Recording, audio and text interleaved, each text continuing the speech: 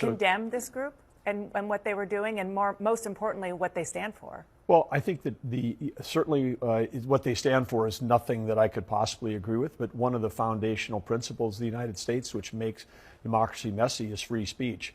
And there are plenty of things that I see that I might personally find offensive, irreprehensible.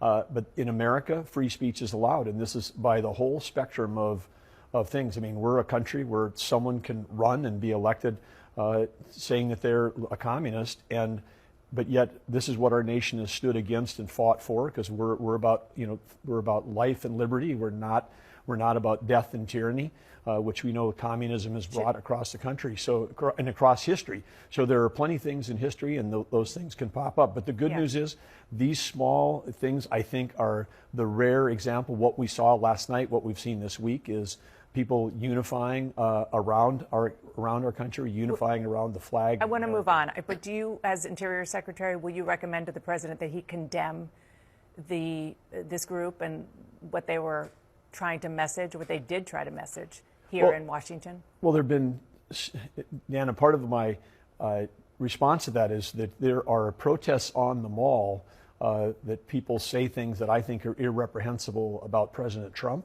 and yet they're allowed to go on because of free speech in our country. And so this is something, but you've seen President Trump. I was with him in North Dakota. I was with him at Mount Rushmore. I was with him last white nationalism.